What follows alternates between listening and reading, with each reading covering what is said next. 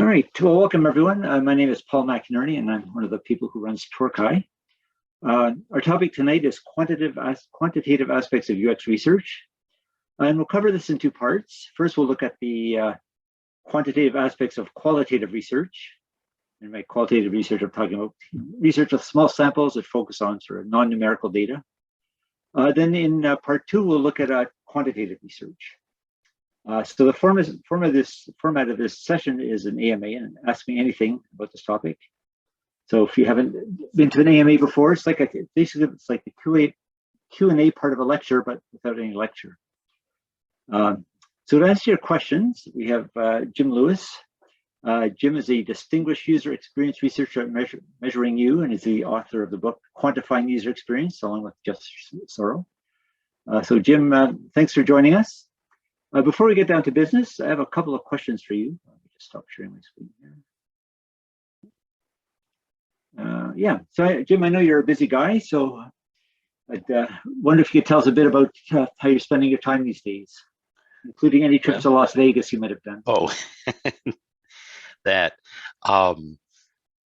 Well, yeah, it's staying busy. This the mention of the trip to Las Vegas is that in 1981, when I moved to Florida from New Mexico to join IBM, I was trying to find something to do in my spare time, and I joined a Taekwondo school.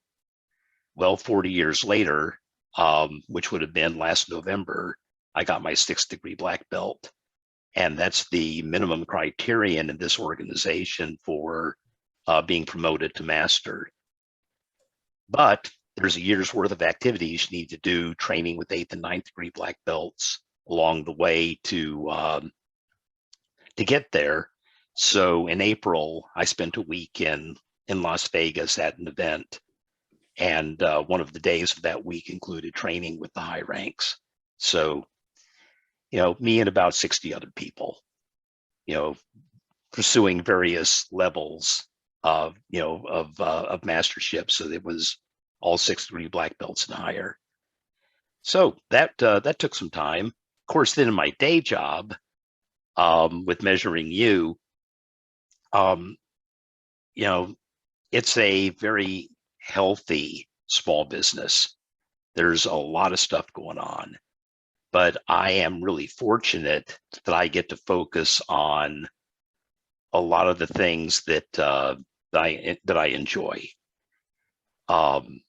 So, we're investigating the properties of measurement scales, looking at developing standardized metrics for things like tech savviness. If I want to classify people into different levels of tech savviness, how might one go about that?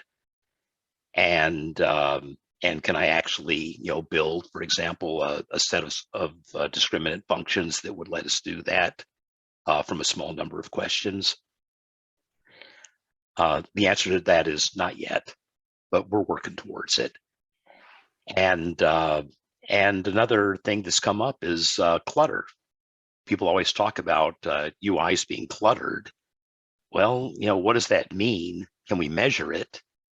And if I include clutter in a measurement model, does it directly influence things like likelihood to recommend, or is its influence further back?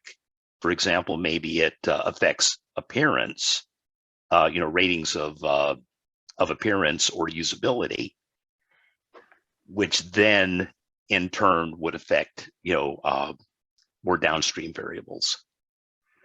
So that's just a bit of it. It's a blast. I'm having so much fun. That's great, thanks.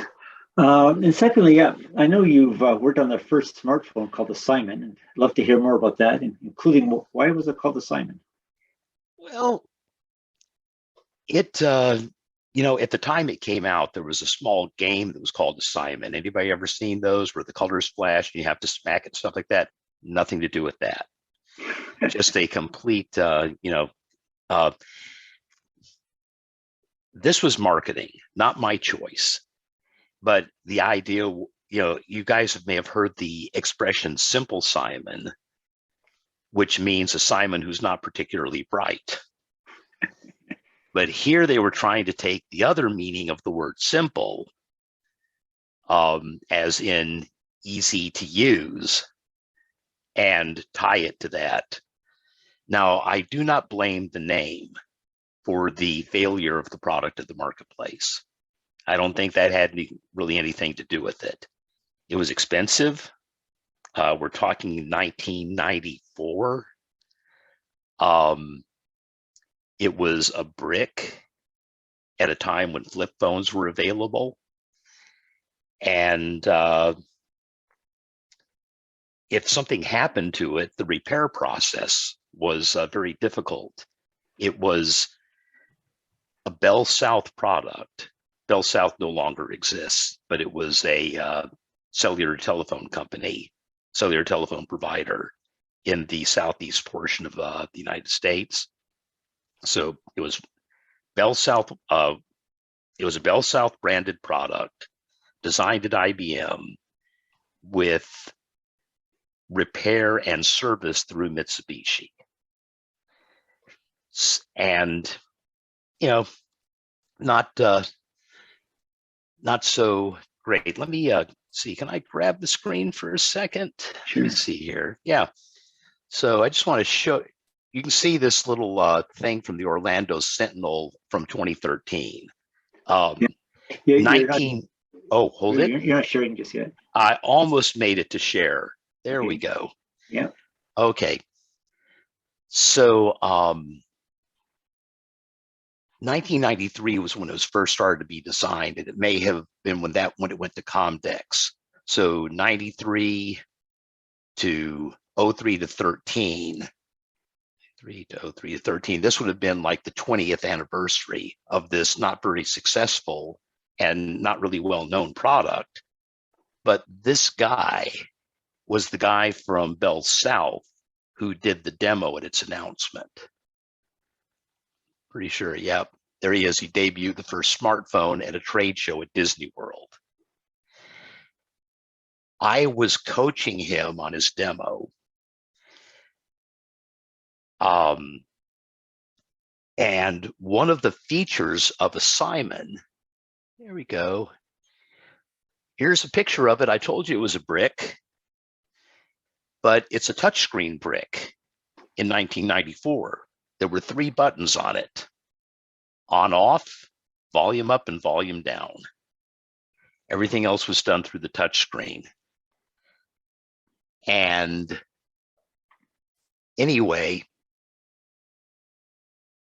one of its features was to be able to send and receive faxes. And you could, for example, bring up a little drawing pad, draw with your finger on the surface of the device, and then send it to a fax machine. If you received an email from someone, you could touch the screen, wait for a little beep, then drag across, let's say, for example, a phone number. And if it recognized it as a phone number, it would set it up so you could dial it. So we had, some really nice features in there, but we were having trouble getting the fax to work. As a matter of fact, up until the day before the announcement, the programmer that had responsibility for the fax function was furiously working to get the last few bugs out.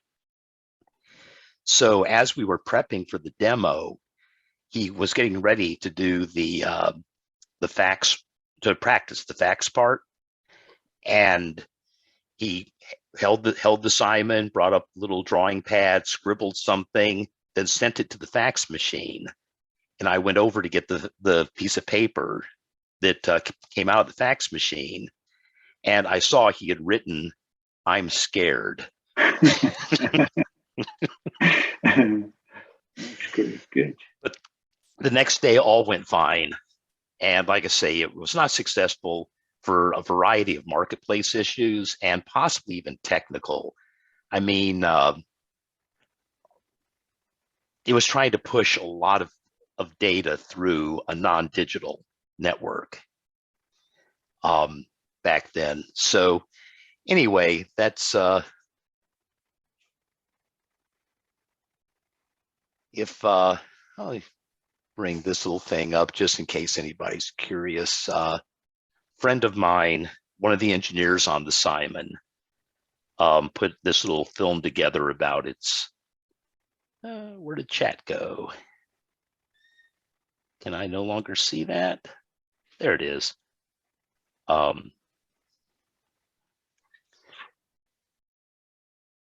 Okay.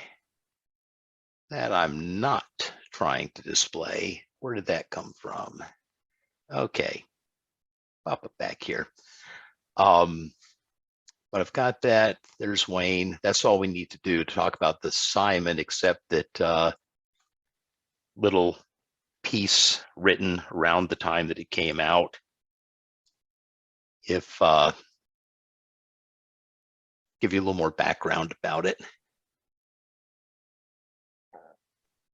But okay, that's it. Stories.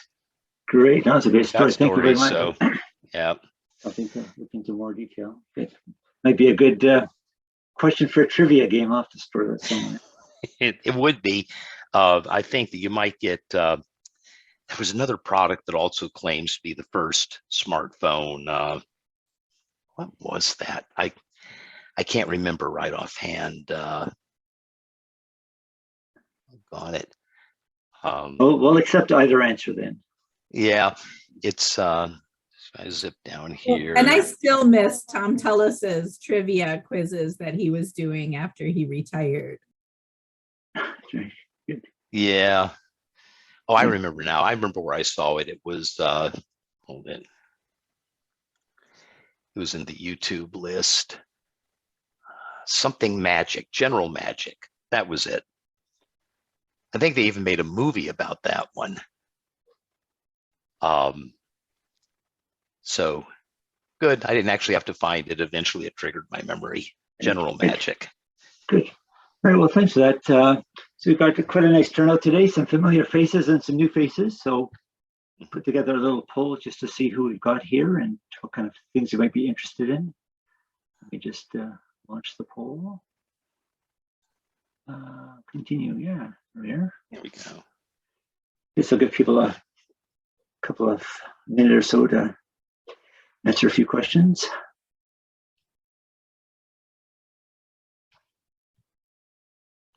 Okay.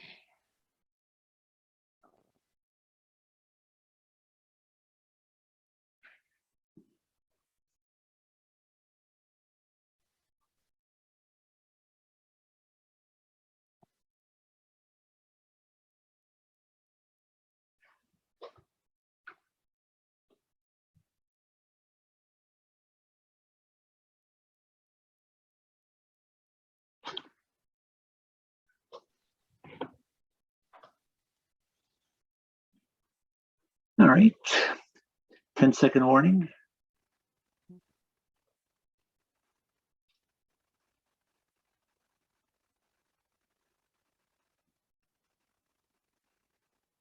All right, thanks everyone. Let's have a look. There we are. So we've got a good number of people from elsewhere. Welcome everyone. Some instructors, consultants. Most people are working in industry.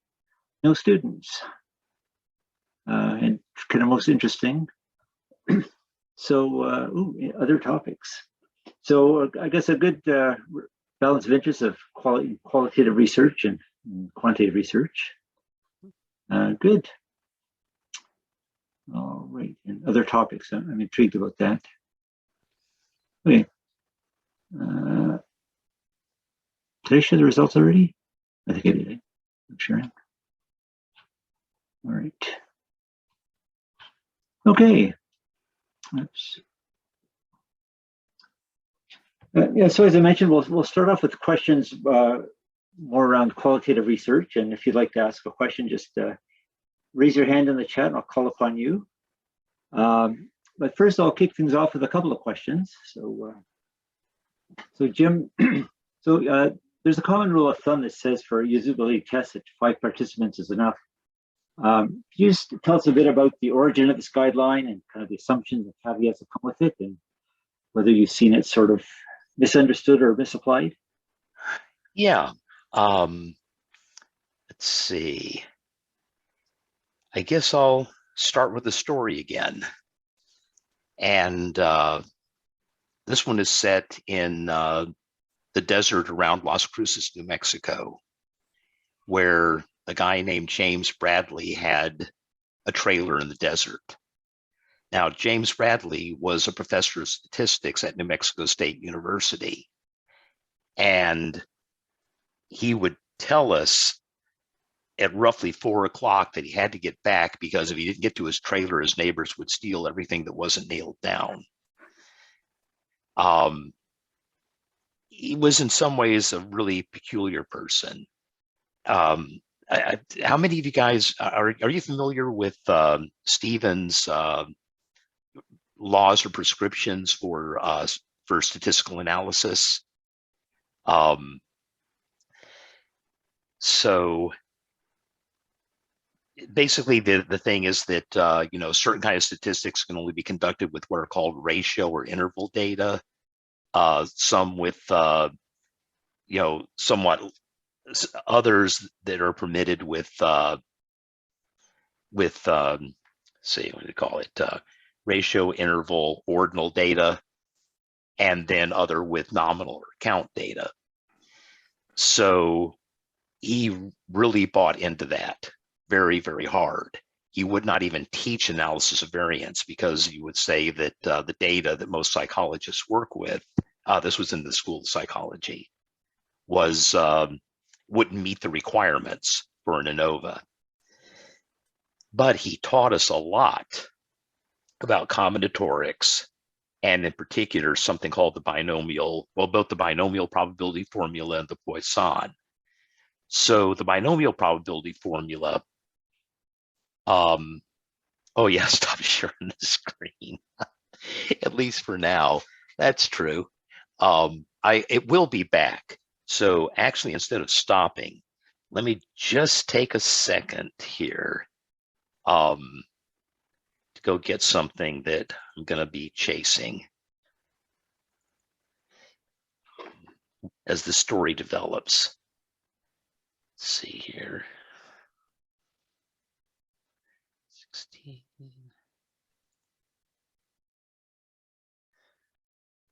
Okay. Come on, get over there.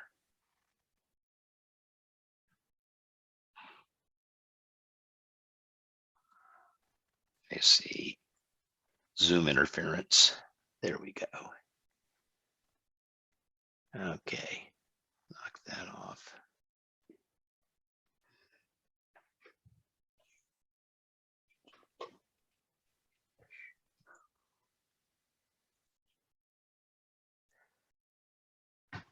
Okay, oh, that's for summative. I need formative.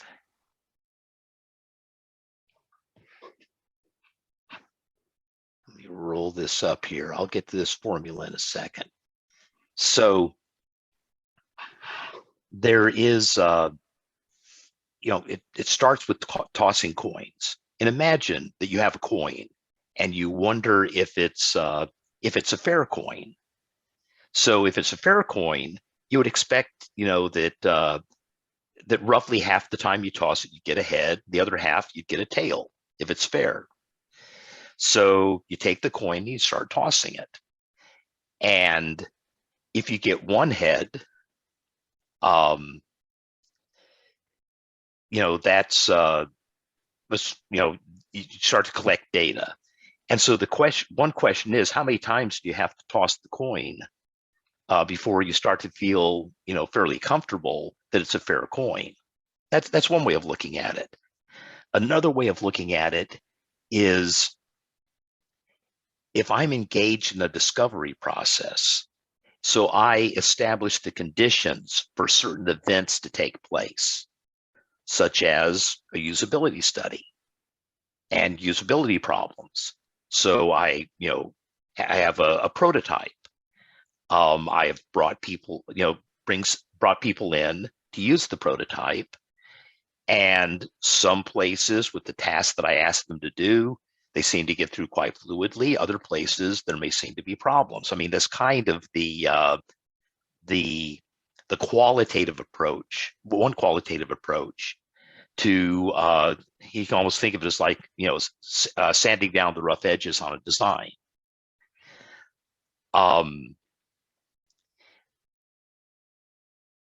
With the binomial probability formula, you can start to get you're not really necessarily trying to determine how frequent the true frequency of problems with small samples. But if you take this formula here,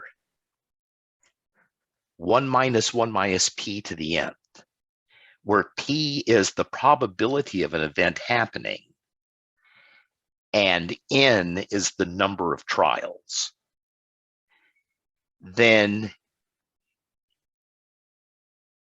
if you have some idea about what the value of p is, then you can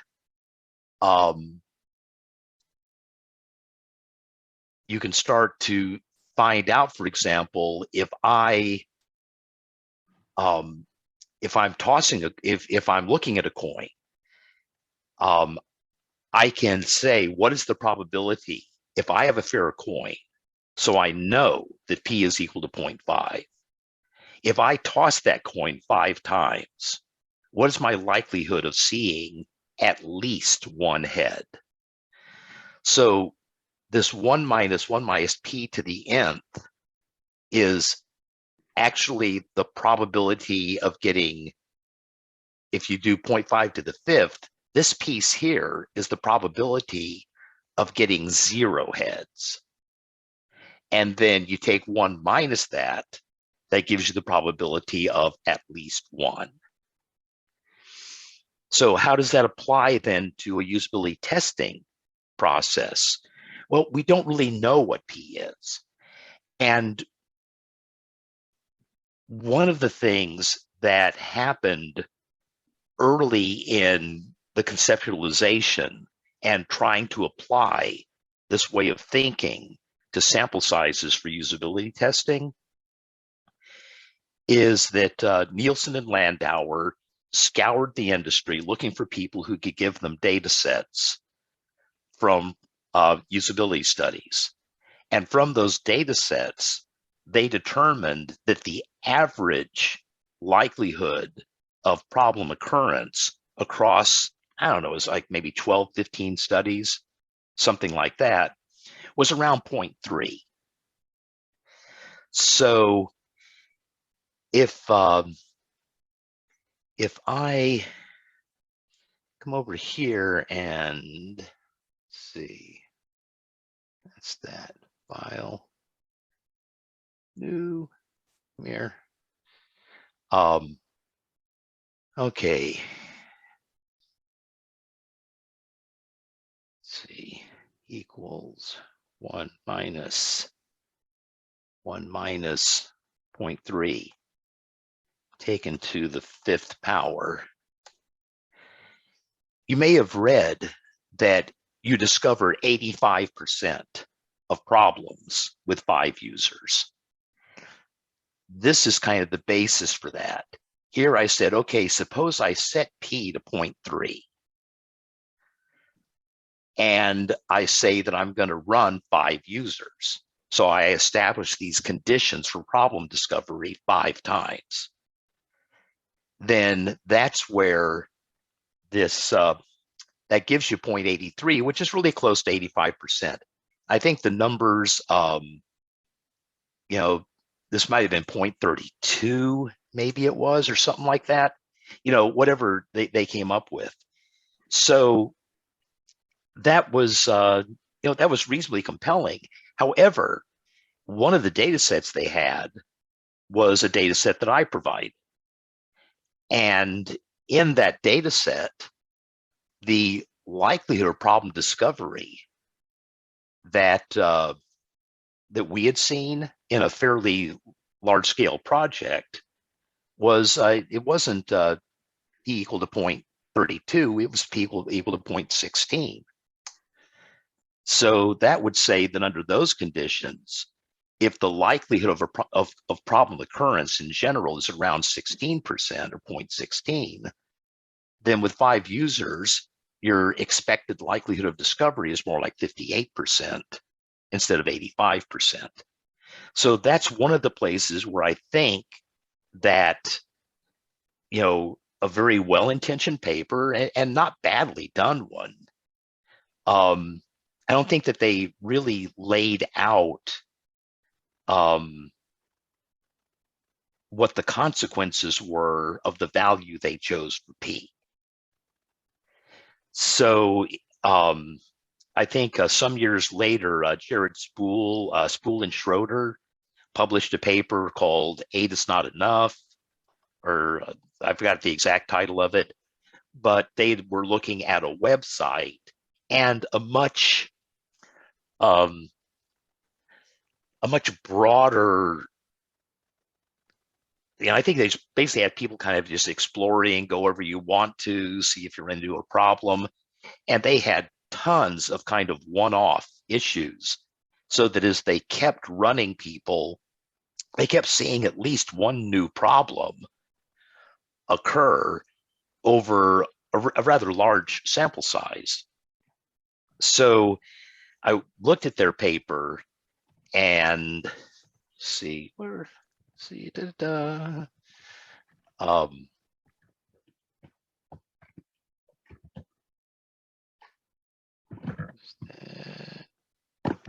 street derivation. Okay. Maybe I should make this a little easier to deal with.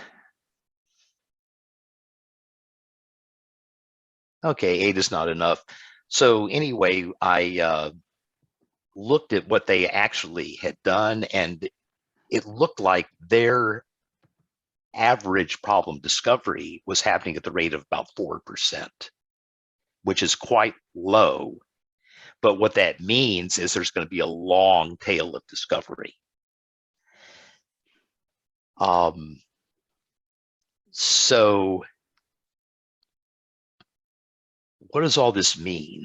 I should point out another issue with using this formula is that in a usability study, there isn't just one value of P. All problems do not have equal likelihood of occurrence. So there are other researchers who have pointed that out and are proposed, for example, using something called the beta binomial, which takes into account the variability of P when it comes to trying to model problem discovery. But from a practical standpoint, I think this is really, I've found this to be a very useful way of trying to take the foundation of the 5 is enough, because I know that 5 isn't always enough. But instead of worrying about percentage of problem discovery as a singular type of thing, I find it useful to say, okay, some problems might affect 9 out of every 10 people. They might be so common that if I look at one person, I'm going to find it.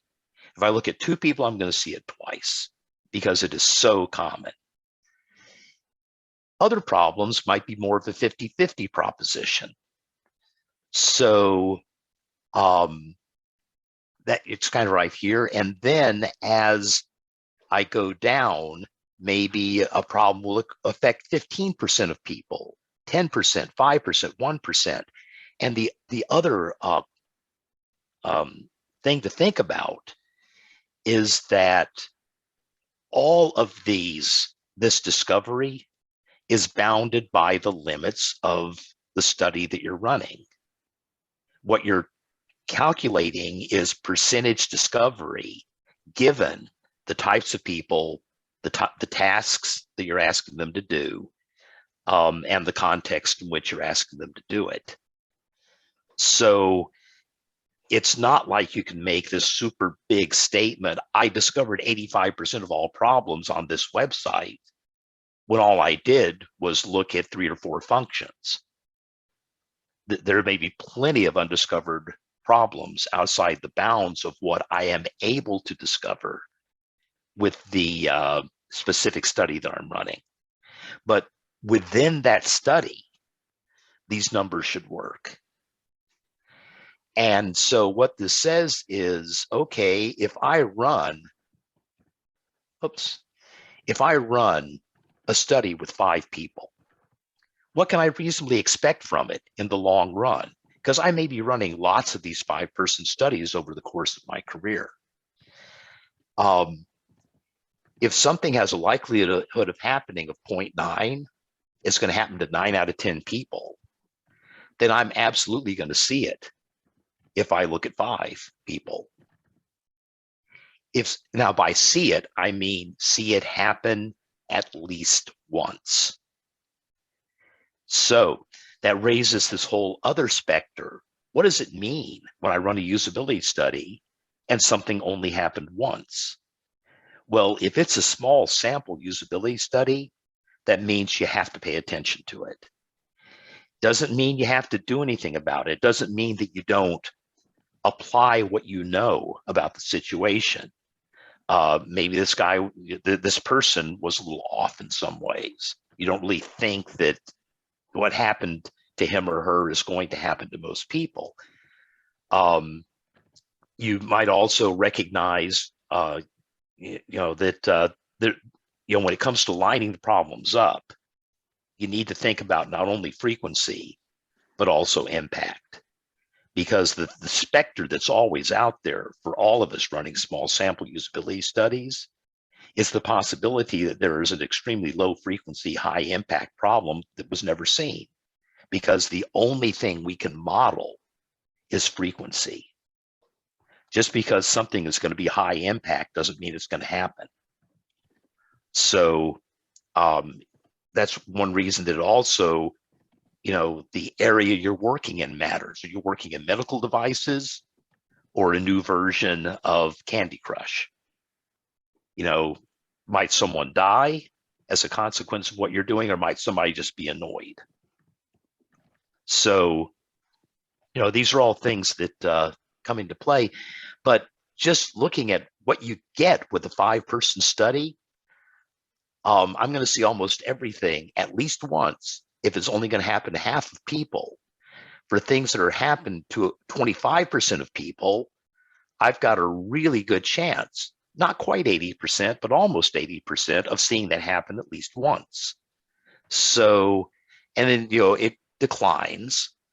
But by the time I'm looking at things that are only going to happen to 1 out of 20 people, 5% of people, because of the way that the binomial probabilities work, that means that after I've set up the conditions for discovery 5 times, my likelihood of seeing at least once is 23%.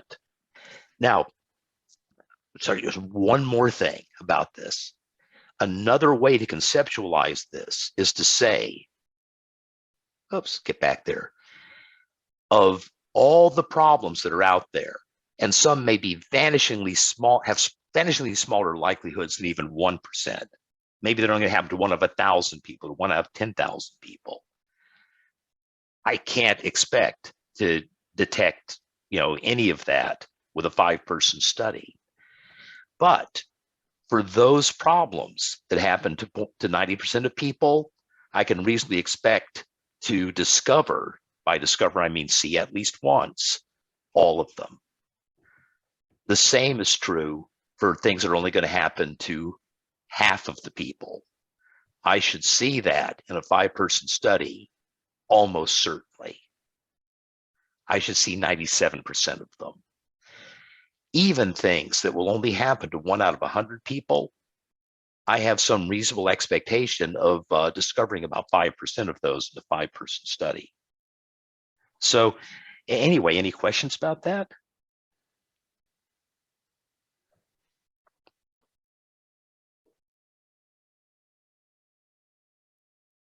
Good. All right. Yeah, thank you very much for a very detailed answer. Certainly, I guess one takeaway I have is if we want to discover more, discover more problems, like you can think about, well, I can run more people, or I'm going to change the conditions of my study to sort of focus on some other part of the experience. And I guess Yes, that's you can. Let's see here.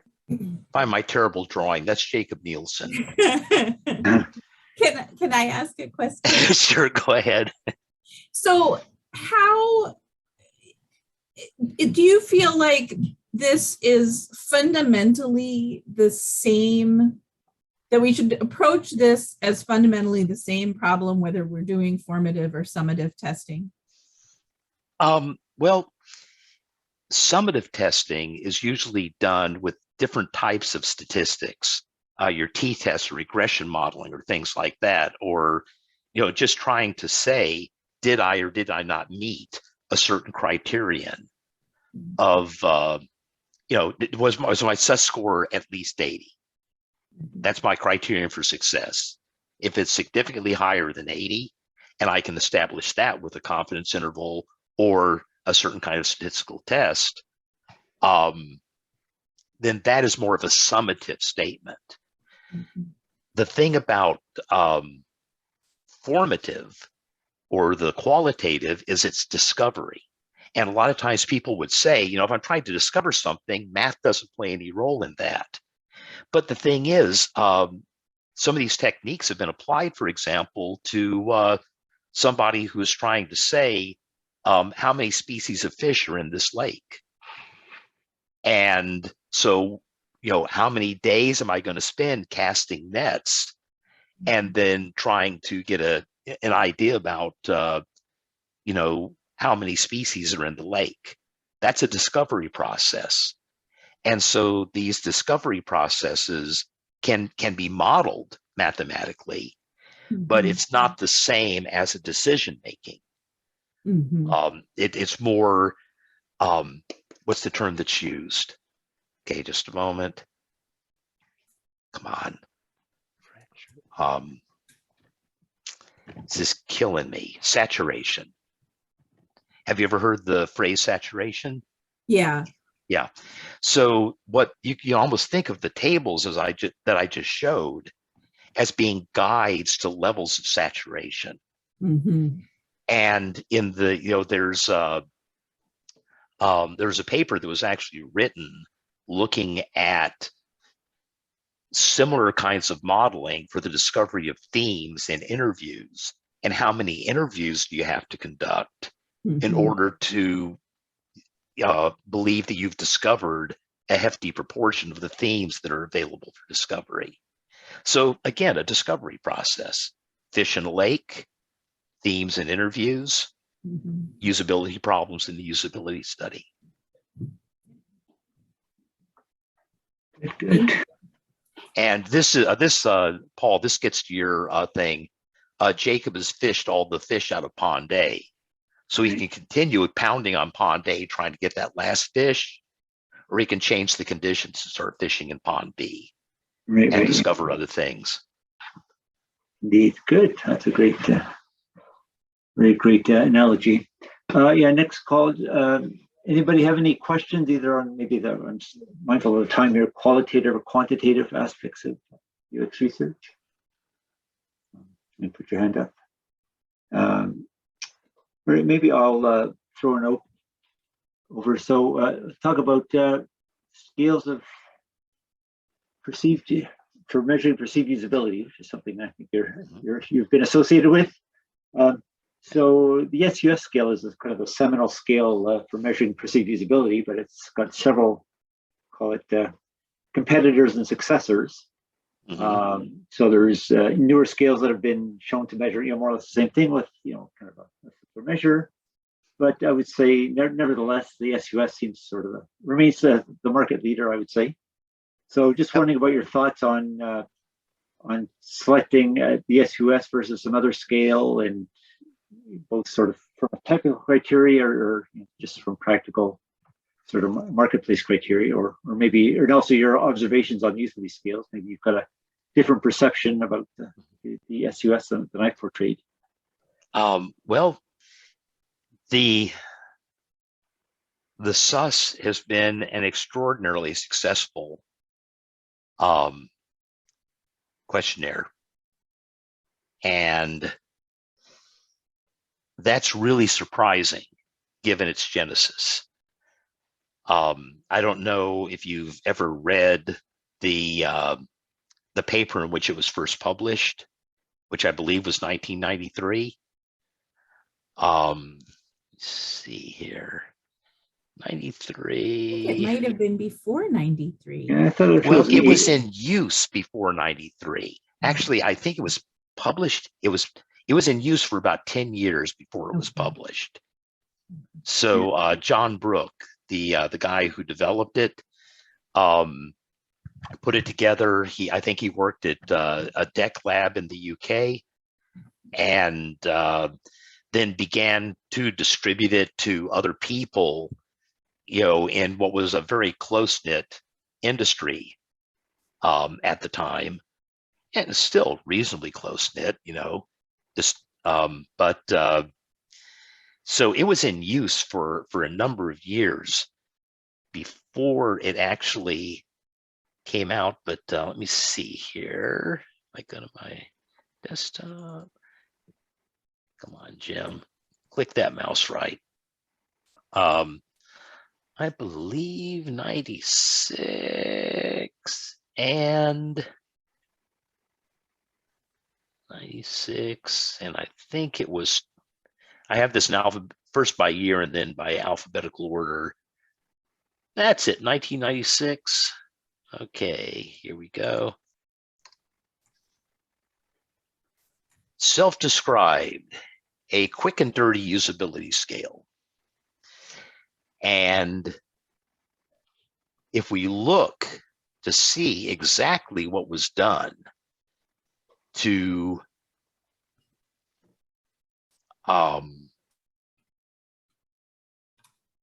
develop the scale, they started with 50 questions. They had 20 people rate 2 systems with these 50 questions. And then here is where it landed, the nice familiar system usability scale. But it's quick. He called it dirty because they had very little evidence that it would be applicable in very many situations. They didn't run any any of the standard psychometric qualification stats on it. There's not, they didn't have a sample size large enough to do it with any precision. So roll ahead to 2018. Okay, get that there.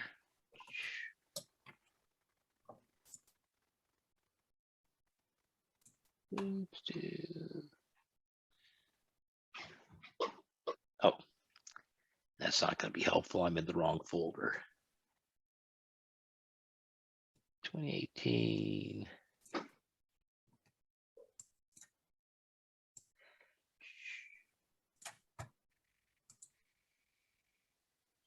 Comparison.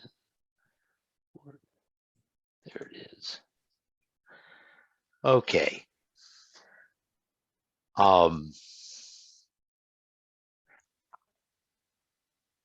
I keep a lot of my stuff on ResearchGate. If you know, and anything that says you have to click a button to request it, I'm pretty responsive.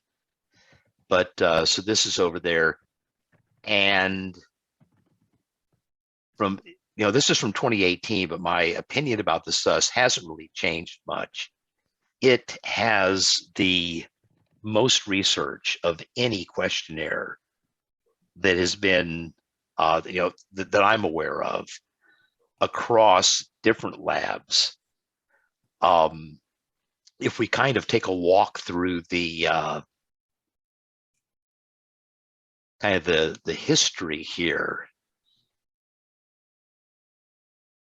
So like I say, we just looked at Brooks' original paper, 50 statements, 20 people, sample size of 20 people that were used to select the 10 items that wound up in there.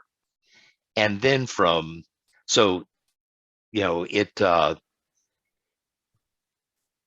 he had first really developed it in 84 and then published it in 96, 84, 86, somewhere around there. And then from 97 through 2003, nothing.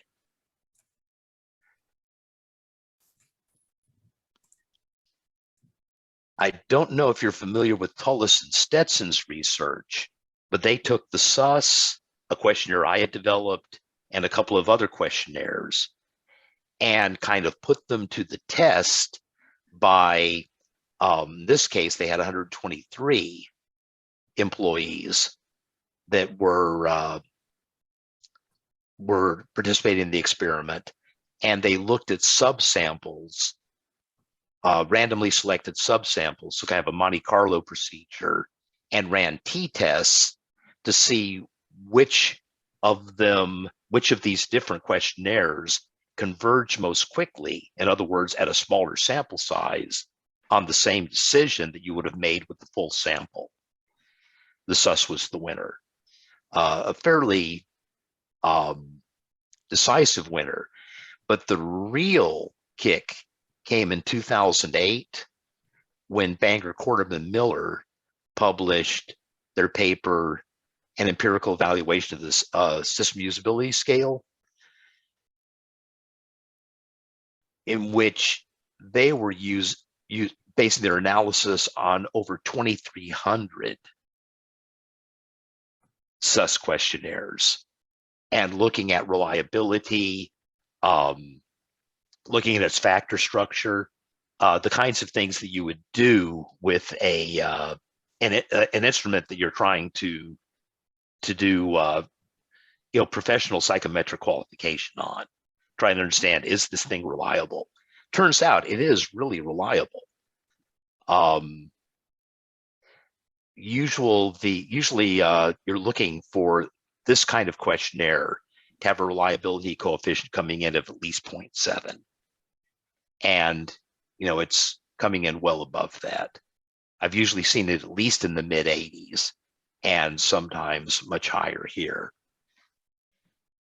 But now let's get to, just other things, Bangor, Kortum, Miller later, they increased the sample size. They have come up with an adjective scale for interpreting. By the way, this OK, a SUS score of 51 is not okay. And they, I've talked to Phil Kortum about that before. And I think even here, there was he told me they started using fair instead of okay. It's, like I say, a 50, we estimate that a typical mean SUS is around 68. And in our grading scale, the one that Jeff Sauro and I developed, a 58 would get a D as far as setting up a grading scale with the percentiles we've seen across the data that we had in hand when we put this together. And this still seems to have been pretty stable over the years. At some point, we might come back and reevaluate that. But so, there's just a lot of research on it. It's a very well understood instrument. Another way in which it's reasonably well understood Did you say is that this was 2008 or 2018? This is 2018. This This one's was a review paper that I did on the research. So 2008 was the empirical evaluation. Yes, 2008 was 2300. what I think of as kind of the breakthrough paper that really started giving there was finally enough data that we're able to start to develop what you might think of as open source norms. One of the things about a measurement instrument is it gets you a score. And, if you have two different conditions, you can use that measuring instrument and say, okay, I am either able or not able to determine that there's a statistically significant difference between these scores. Mm-hmm. But even if they're significantly different, are they good? Is it the one is terrible and the other is just awful? Right. Or is it that one is excellent and the other is above average?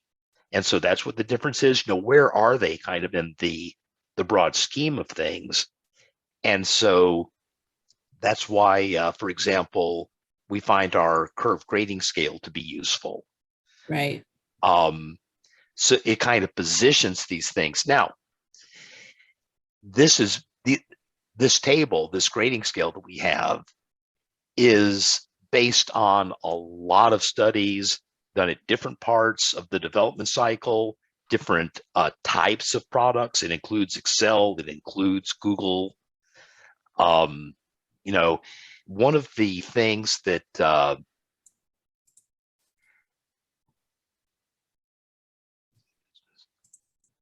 this is another really good paper to have is Corbin Banger from 2013. And that paper, they looked at the overall experience for 14 what they called everyday products. So here's a subset of what they found. They found that on average, Excel got a 56.5. Microsoft Word was getting a 76.2. You can see these are fairly hefty sample sizes. Amazon an 81.8 and Google Search a 92.7. So my interpretation of this isn't that the grading scale is no good. It's just that if you're working in a particularly difficult area, you wouldn't have an expectation that you're going to get a sus score of 80. Mm-hmm. If I'm working in spreadsheets and my tasks involve doing formulas and links and all the kinds of things that you would expect to do with a spreadsheet, then I can use this to say, okay, if I'm competing with Excel, then I just want to be sure that I get something higher than a 60. That will be an improved spreadsheet. Whereas a 60, if I'm developing a search engine or a shopping network, a 60 is the kiss of death. Right. So, because they have to be very easy to use to be successful. Mm-hmm. So anyway, this is why I am still a fan of the system usability scale. Now, Jeff Sauro discovered something kind of interesting about the system usability scale a while back, though. And let me see if I can find that.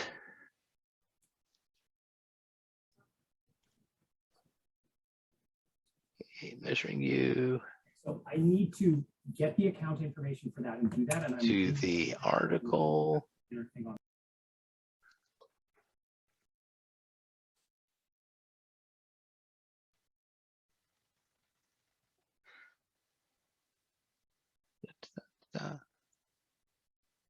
So now this came out in 2018 after the paper I was showing you.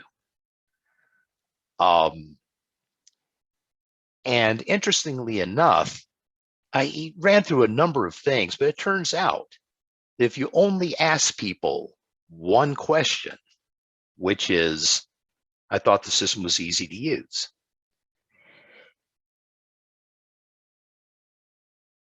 you can predict with about 90% accuracy what the sus score was. Let's put it this way. If I take all 10 items, I collect the entire sus, then I go back and say, suppose I had only asked, I thought the system was easy to use.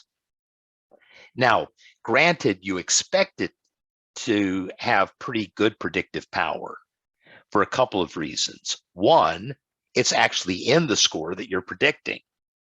From kind of a statistics perspective, you usually try to avoid that. It makes sense here because of what we're trying to find out. The other reason is that all of these items are not uncorrelated. Part of the way that they were selected ensures that there is a reasonably high correlation among the items. And as a matter of fact, that's part of what's reflected in the high reliability score that they get, that the sus gets. Be quiet, you little monster.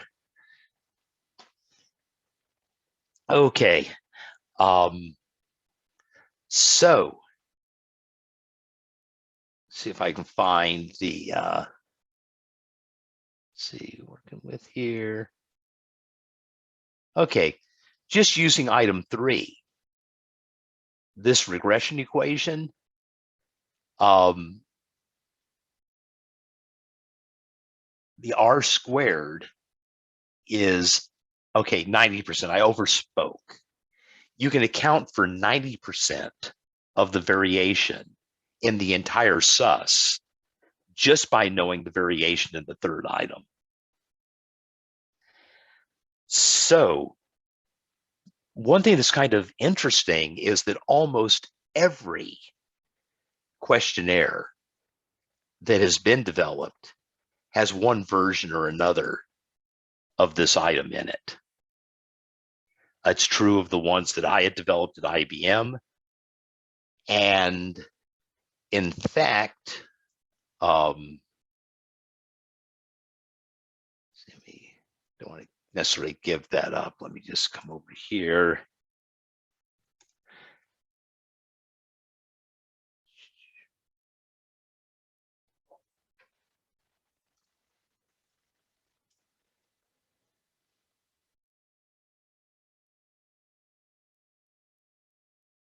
This is a very popular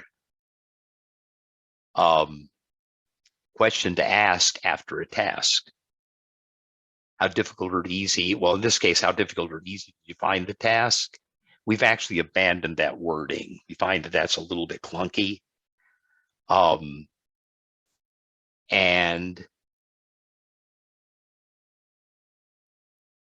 in it, right now, we're in the process of doing experiments with this particular item to check on things like, does it matter if the numbers are there or if you just have the endpoints? Did it matter if the endpoints were reversed? It's very easy, it was on the left, and very difficult was on the right. So we're still doing some exploring to try to fine tune the format of this. I think that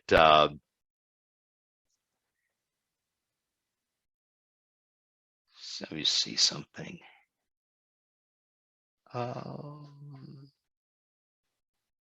Okay.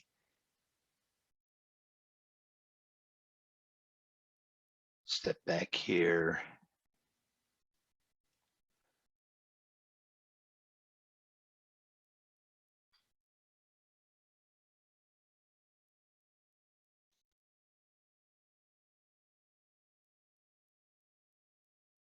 Okay, I would say that, okay, now this was the original way that this was set up, which is say overall this task was.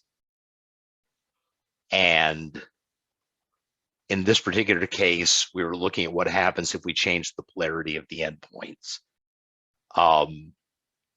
Turns out it doesn't affect means, but it does tend to affect response distributions enough so that if you're doing top box scoring, you probably would not want to treat these two as equivalent. If you're just looking at means, when one scale is transformed to the other, the means lie pretty closely together. Okay, this is just proof. We had people do a difficult task and an easy task. And this is the difference in the means of the formats. So anyway, without, this is kind of work in progress.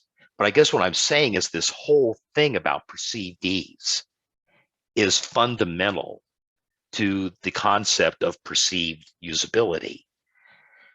And something that we've been studying now, well, I guess it first came up in a paper that it was published in 2013. Get that?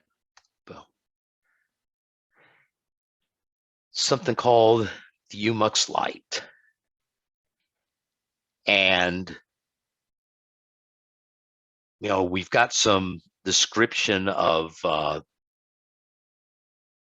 what this is.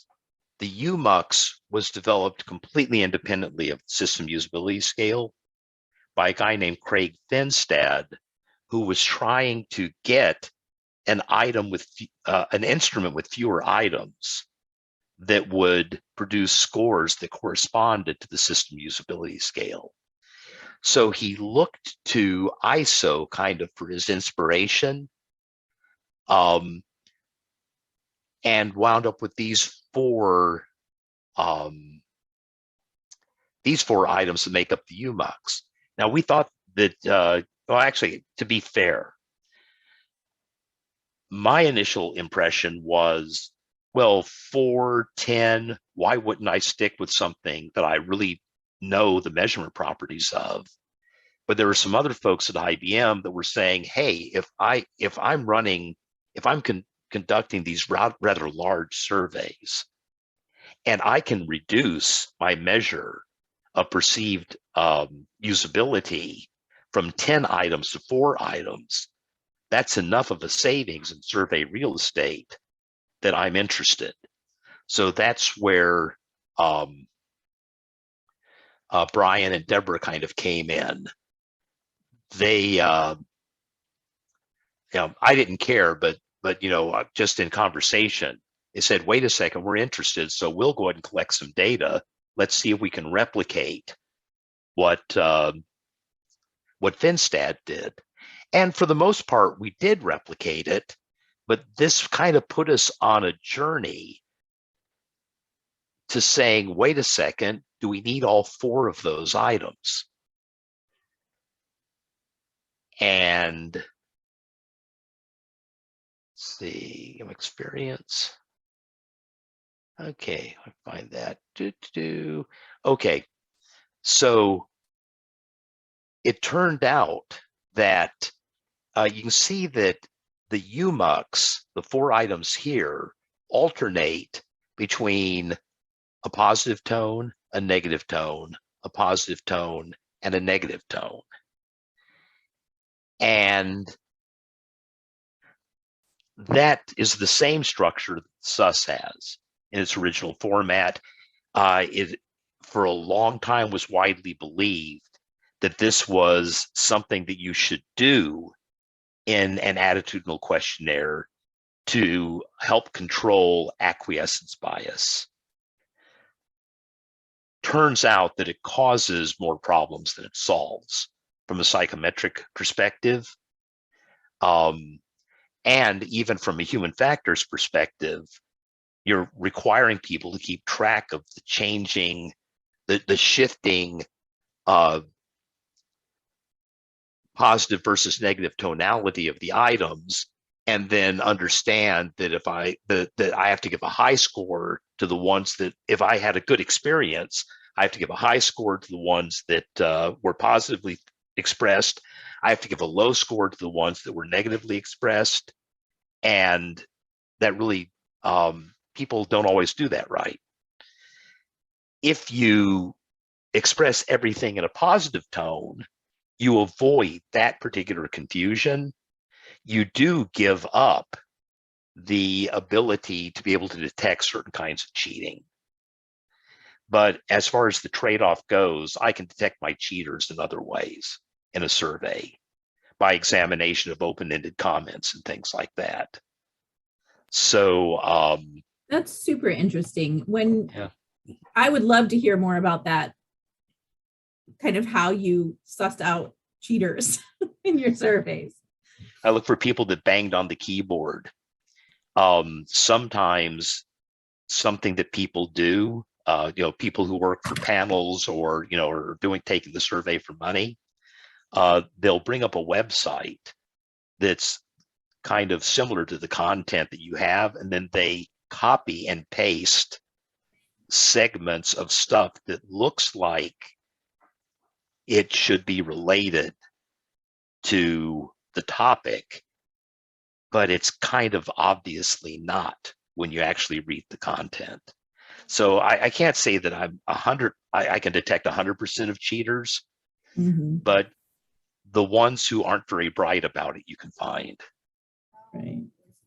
And if somebody's a bright cheater, then why don't they just invest themselves in the, in the survey? So, so anyway, we wound up keeping and looking to say, what if we only asked, the system's capabilities meet my requirements, which is in some ways, it's a statement of functional adequacy, otherwise sometimes called perceived usefulness. And here's that ease question again, can't escape it. And by the way, with this single ease question, this one ease question here, I can do a pretty good job of predicting what the corresponding sus score would be using Jeff's regression equation. So now I'm looking at two aspects. Does it do what I need it to do?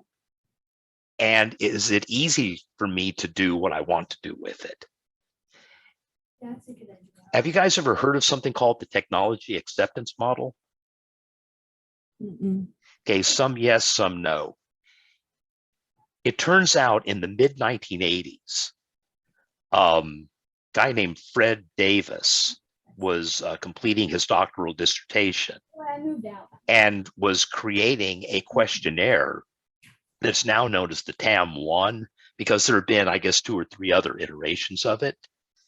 But what he found was that if he was able to find a connection between perceived usefulness and perceived ease of use and likelihood of technology adoption.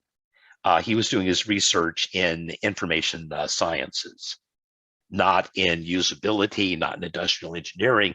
That's one reason why it didn't kind of pop up on the UX radar. But it turns out that, that's very, very good. But he was looking at the anticipation. Did people, this was mostly done for employees. If a business wanted to know if their employees were going to adopt something that they were planning to purchase or to develop themselves, then they could conduct research to see if people thought that, do people think this is going to be easy for them to do, easy to incorporate into their current workflow? And does it do what they need? Those two rather distinct variables of usefulness and ease. And with that, he was able to demonstrate that they could predict adoption, not perfectly, but significantly.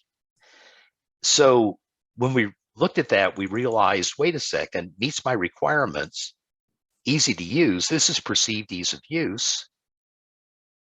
This is an expression of perceived usefulness. So what we have here is kind of a mini TAM. The TAM itself had 6 items to measure ease of use, perceived ease, and 6 items to measure perceived usefulness. But it turns out that if you can do a lot with just one item for each one.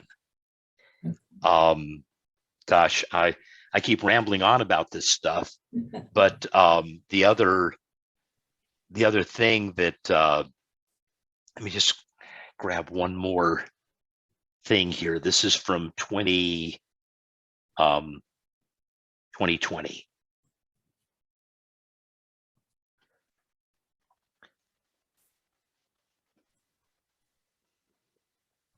Single page, one full page. Okay.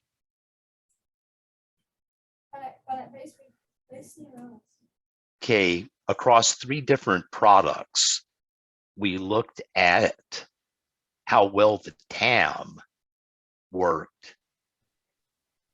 And I think I am going to have to blow this up. Let's see. Let's go ahead. The Slovenian data was a little shaky, but it's notes. Let me go. Okay, so PowerPoint.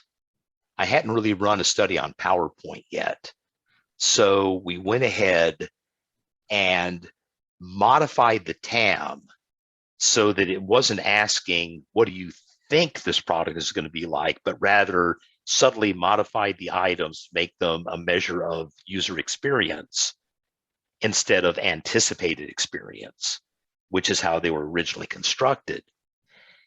And then we had the UMUX and the SUS concurrently done. Let's see, survey 2 and survey 3. Okay, here's, let me get to, this is survey 1. Okay, PowerPoint. This is the key thing. Table 4. Come back here. Okay, so if you're, I don't know if you're familiar with multiple regression. These were rather simple multiple regressions, just 2 predictors. And we were predicting the likelihood, ratings of likelihood to recommend, which is the basis, that's the item that's the basis of the Net Promoter Score, but it's very useful on its own, even if you don't do any Net Promoter Score stuff with it, and ratings of overall experience. And here where it says with PU and PEU, that's the TAM, perceived usefulness and perceived ease of use. And just using R squared, this is a measure of the quality of the regression. And it is basically an expression of how much of the variation in the predicted variable that you're able to account for with the variation in the predictors. So we have predicted and predictors. And with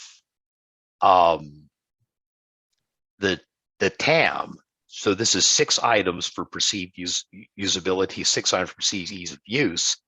I'm accounting for 65% of the variation in likelihood to recommend.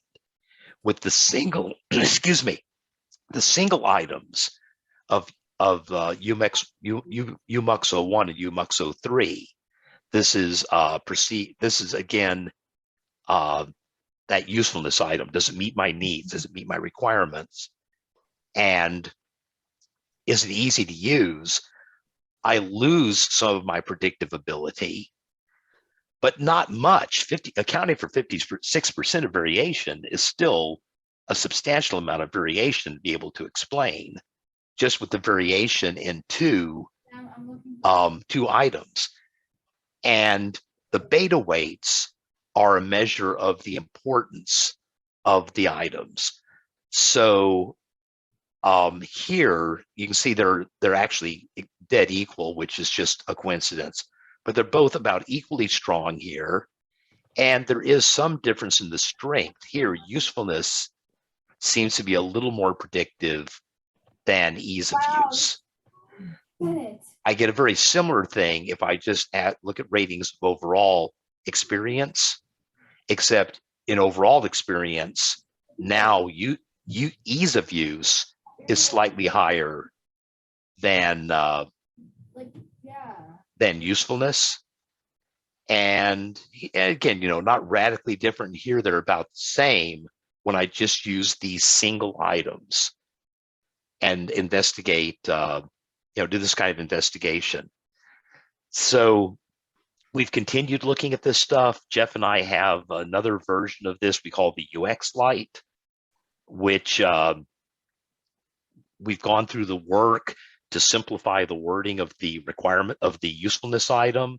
Instead of the system's capabilities meet my requirements, we've shown that if you say the system's features meet my needs, you get essentially the same measurement characteristics.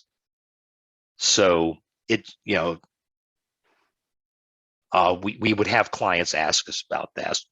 Why is that one's so complicated in its wording and the other one is so simple?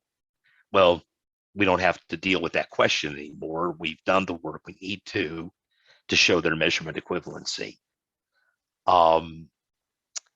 But now I'm very excited about whether you do the UMUX Lite, those two items, or the UX Lite, the slightly different variants.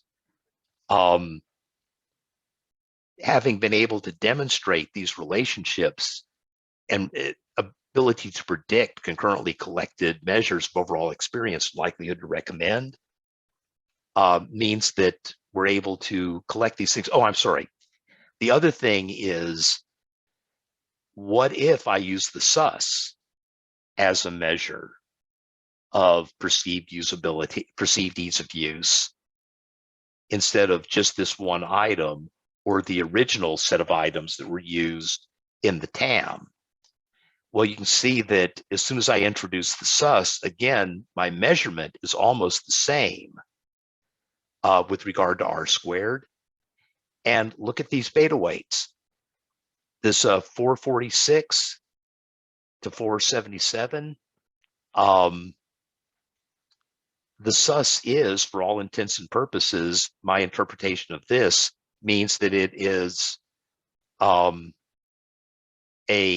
alternative version of the TAM's perceived ease of use, at least with regard to its relationship to likelihood to recommend, a behavioral intention, and overall experience, an attitude, a very high level attitudinal variable. Good. Well, a bit of a time check. I think we're getting to time here. So. Oh no! I'm sorry. No, you're just getting started. Yeah. So maybe I'll just ask: is there a final thing you wanted to share with us before we sign off? Anything you wanted to? Last question to the presenter. Gosh. You ask yourself a question. Well, okay. Let me show you a trick. And I'm going to have to go, oops, not there, here. Come on.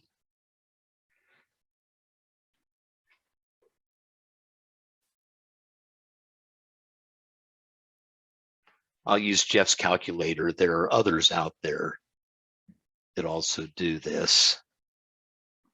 But t-test, confidence interval, yeah.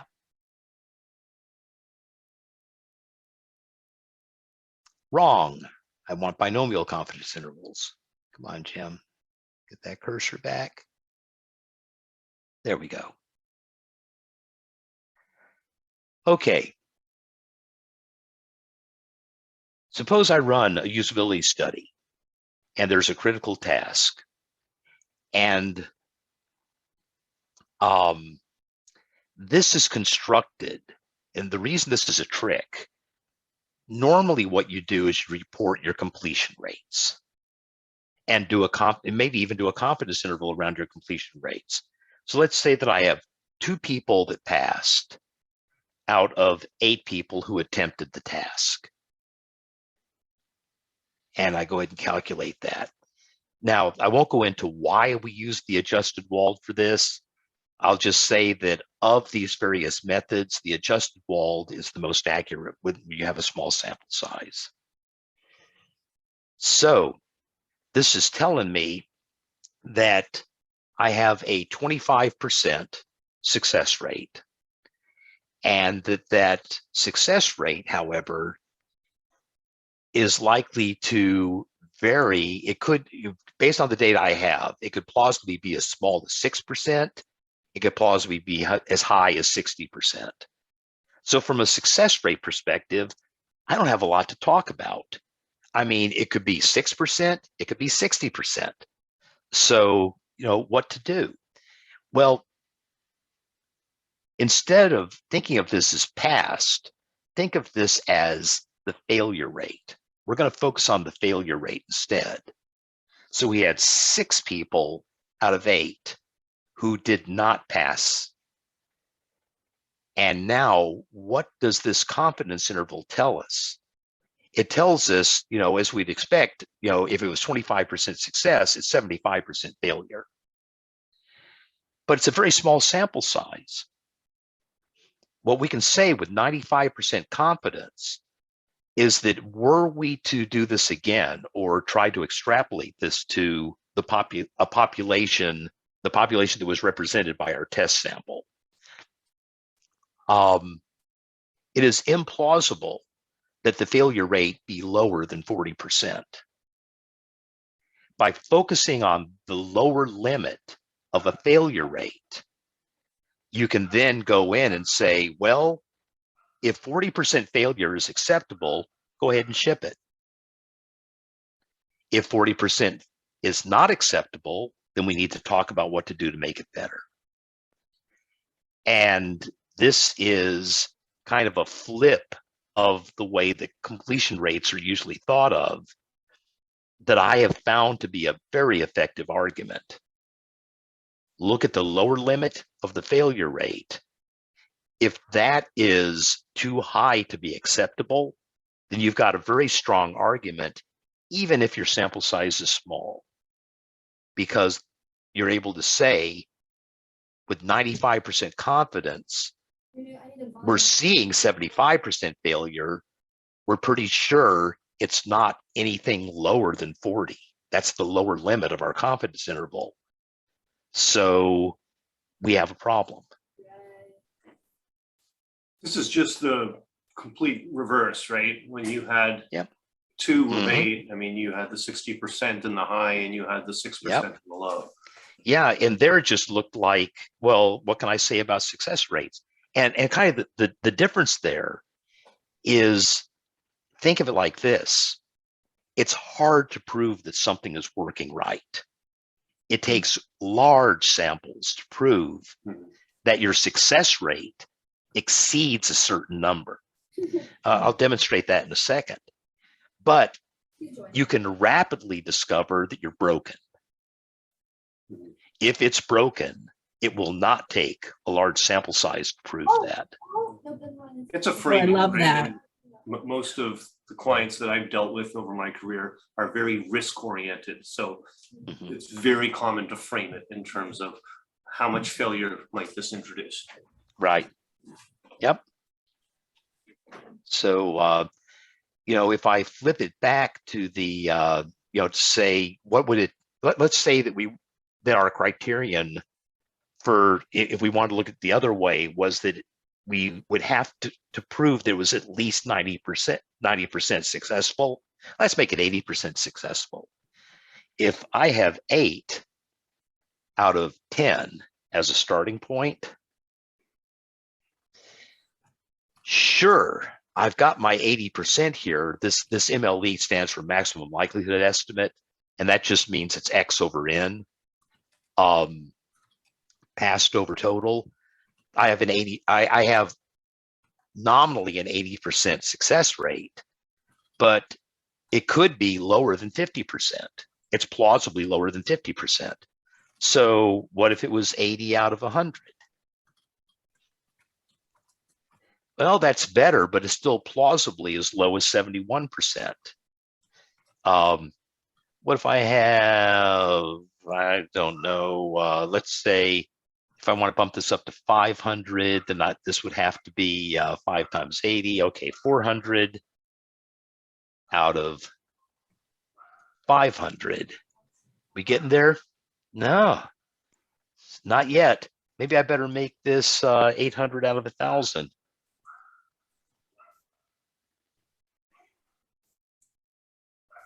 You see, we're just crawling up here. I'll make it 8,000 out of 10,000.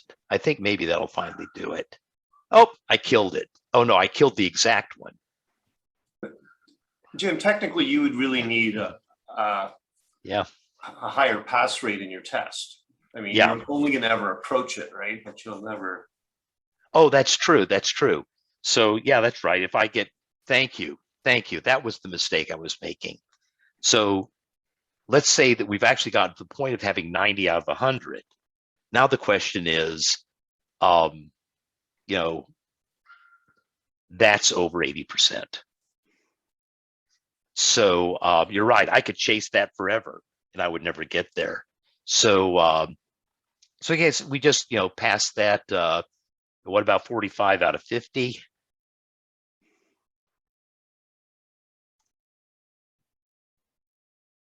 Okay, we're getting close. So, and then, you know, again, if it's, you know, closer to 100%, then eventually, you know, that's going to take us over. So there are two things happening.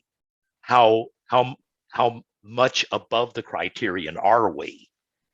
And what is the sample size? And those two things play a role in eventually getting us to a place where we can say, yes, I'm confident that we are over 80%. So we have evidence of success. But even here, you know, if I have that set up as, you know, 45 out of 50, we're not quite there.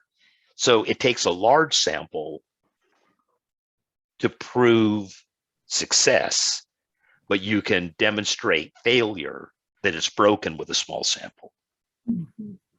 Great. Well, that's a very nice tip. Thank you very much for that. That's good.